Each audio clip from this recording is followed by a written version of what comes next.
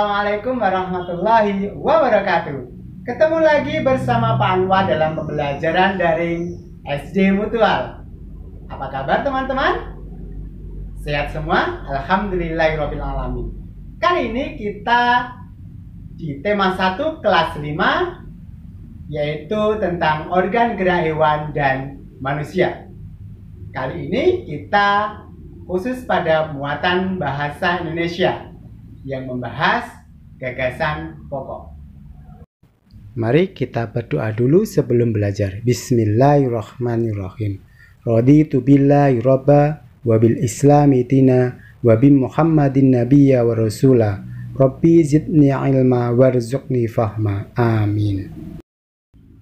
Oke, Pak Guru punya sebuah paragraf. Nanti kita tebak apa gagasan pokok dari paragraf yang Pak Guru bacakan. Ya, hewan pada umumnya bergerak dengan berbagai cara sesuai dengan habitat tempat tinggalnya. Sebagai contoh, hewan yang hidup di darat bergerak dengan cara berlari, berjalan, atau merayap. Sementara itu, hewan di udara bergerak dengan cara terbang, dan hewan di air bergerak dengan cara berenang. Oke, dari paragraf di atas, ada yang tahu apa gagasan pokok paragraf di atas? Ya, mari kita analisis. Kalimat utama. Kalimat utama pada paragraf di atas adalah kalimat pertama, yaitu hewan pada umumnya bergerak dengan berbagai cara sesuai dengan habitat tempat tinggalnya. Ya, kalimat utama ada di kalimat pertama atau awal paragraf. Kalimat berikutnya merupakan kalimat penjelas. Kalimat kedua, ketiga, maupun seterusnya merupakan penjelasan dari kalimat pertama, yaitu contoh gerak hewan sesuai habitatnya. Terus kemudian gagasan pokoknya apa? Ya, gagasan pokoknya adalah ringkasan dari kalimat pertama, yaitu cara gerak hewan sesuai habitatnya. Ya, gagasan pokok terdapat pada kalimat utama. Gagasan pokok merupakan inti dari kalimat utama. Gagasan pokok bisa sama persis seperti kalimat utamanya. Bisa juga bentuk ringkas dari kalimat utama jika kalimatnya panjang. Oke. Gagasan pokok. Ya, dulu ketika kelas 4 kalian sudah mempelajari gagasan pokok. Pak Guru yakin kalian masih mengingatnya. Tapi alangkah baiknya kalau kita mengulang lagi biar kita lebih ingat lagi. Ya, di mana gagasan pokok itu berada dalam sebuah paragraf?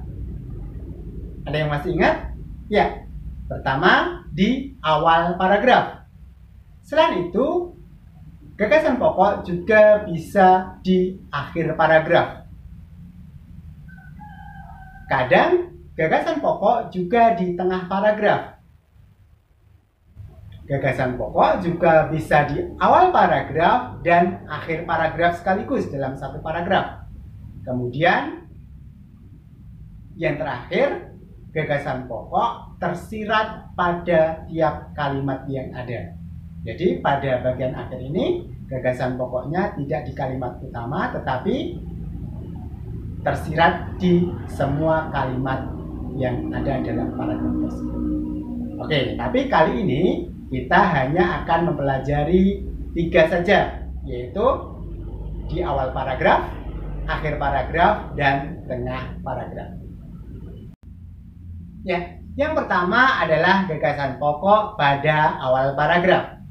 Masih ingat ciri dan cara menemukan gagasan pokok di awal paragraf? Yuk, kita ingat kembali. Yang pertama, pada paragraf ini, polanya adalah dari umum ke khusus. Yaitu, diawali dengan pernyataan umum dan disusul dengan uraian dan penjelasan yang bersifat khusus. Yang kedua, repetisi. Apa itu repetisi? Ya, pada kalimat kedua dan seterusnya ada kata-kata yang direpetisi atau diulang dari kalimat pertama. Yang ketiga, kata rujukan. Apa itu kata rujukan? Ya, pada kalimat kedua dan seterusnya ada kata-kata rujukan seperti ini, itu, tersebut, dan lain sebagainya yang merujuk dari kalimat pertama. Berikutnya, konjungsi. Apa itu konjungsi? Ya, di kalimat kedua dan seterusnya ada konjungsi atau kata hubung antar kalimat. Seperti di samping itu, sementara itu, di sisi lain, dan lain sebagainya. Oke, berikut ada sebuah paragraf. Mari kita temukan gagasan pokoknya bersama-sama. Jenis cabai ada bermacam-macam. Ada cabai merah yang kurang pedas, cabai keriting yang pedas, dan cabai rawit yang sangat pedas. Saat ini juga telah dikembangkan cabai hias untuk memperindah halaman. Oke, apa gagasan pokoknya? Oke, cabai untuk menghias halaman. Berarti ini hanya cocok untuk kalimat terakhir, tidak cocok dengan kalimat sebelumnya. Kemudian macam-macam cabai pedas. Cabai yang pedas. Di sini ada kata-kata pedas, padahal di kalimat terakhir tidak membicarakan tentang pedas.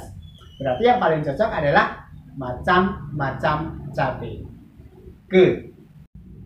Oke, letak gagasan pokok yang kedua adalah gagasan pokok di akhir paragraf.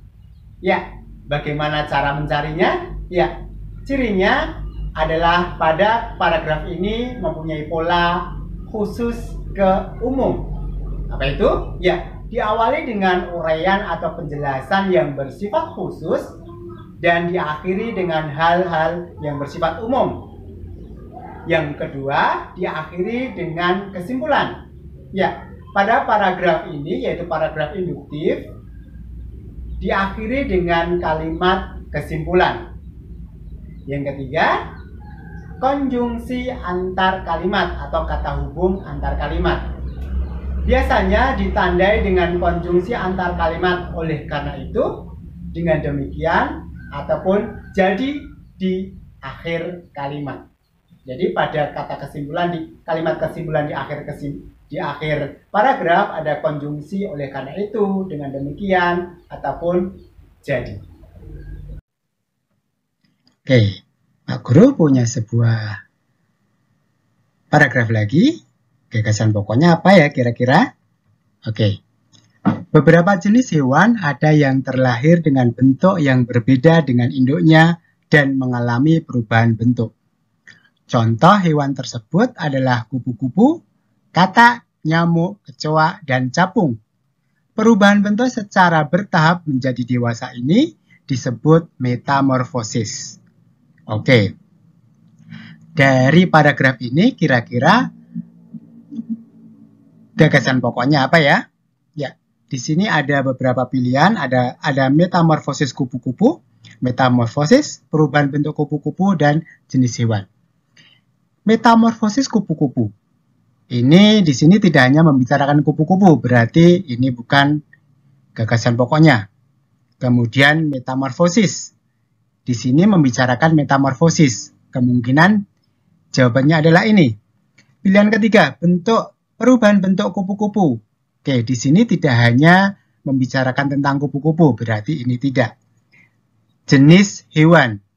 Di sini yang dibicarakan adalah perubahan. Berarti yang paling tepat adalah metamorfosis. Oke, gagasan pokok ini ada di kalimat terakhir, yaitu perubahan bentuk secara bertahap menjadi dewasa itu disebut metamorfosis. Oke, berikutnya adalah gagasan pokok di tengah paragraf. Walaupun ini jarang ditemukan, tapi kadang-kadang muncul gagasan pokok di tengah paragraf. Ya, nomor 1. Biasanya gagasan pokok di tengah paragraf ini mempunyai pola khusus, umum, dan khusus. Apa itu? diawali dari hal-hal yang khusus. Di tengah ada kesimpulan yang bersifat umum. Di akhir paragraf ada hal khusus yang menguatkan kesimpulan. Yang kedua, kalimat awal sebagai pengantar. Ya, kalimat awal merupakan kalimat penjelas yang berfungsi sebagai pengantar paragraf. Jadi yang ketiga, kalimat akhir menguatkan kesimpulan, yaitu kalimat di akhir paragraf berupa kalimat penjelas yang menguatkan kalimat utama yang ada di tengah paragraf.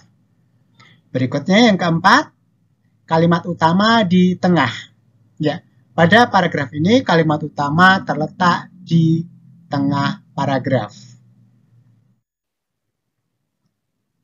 Berikut ini adalah gagasan sebuah paragraf yang gagasan pokoknya ada di tengah. Oke, ada hewan bergerak menggunakan kaki. Ada juga hewan yang bergerak menggunakan sayap. Selain itu, ada juga hewan yang bergerak menggunakan siripnya. Memang tiap hewan mempunyai alat gerak yang berbeda. Bahkan ada hewan yang bergerak menggunakan otot perutnya. Ya. Dari paragraf ini dapat kita lihat secara jelas hal yang menunjukkan bagian yang umum ada di tengah paragraf, yaitu memang tiap hewan mempunyai alat gerak yang berbeda. Ini merupakan kalimat kesimpulan, tapi ada di tengah paragraf. Kemudian di kalimat terakhir ini menegaskan kembali bahwa tiap hewan mempunyai alat gerak yang berbeda. Bahkan ada hewan yang bergerak menggunakan otot perutnya. Ini menunjukkan kalau kalimat memang tiap hewan mempunyai alat gerak yang berbeda merupakan kalimat utama. Sekaligus merupakan gagasan utama terdapat di situ. Apa gagasan utamanya? Ya, alat gerak yang berbeda pada binatang. Ya, kita telah mempelajari letak gagasan pokok dalam paragraf 3, yaitu yang pertama di awal paragraf, di akhir paragraf, dan di tengah paragraf. Kita juga sudah mempelajari ciri-cirinya, tetapi perlu diingat, ciri-ciri itu tidak sepenuhnya ada dalam sebuah paragraf. Kadangkala ciri-ciri itu tidak muncul. Tapi yang paling penting adalah untuk mencari gagasan pokok, kalian harus mengetahui isi dari paragraf tersebut. Sebenarnya paragraf tersebut membicarakan tentang apa? Ya, itulah yang menjadi gagasan pokoknya. Oke, demikian tadi penjelasan dari Pak Anwar. Semoga bermanfaat. Jika kalian merasa kesulitan, bisa kalian pelajari nanti catatan yang akan Pak Anwar sampaikan. Bisa juga bertanya kepada Pak Anwar melalui WhatsApp. Oke, sampai jumpa di pertemuan berikutnya. Tetap semangat!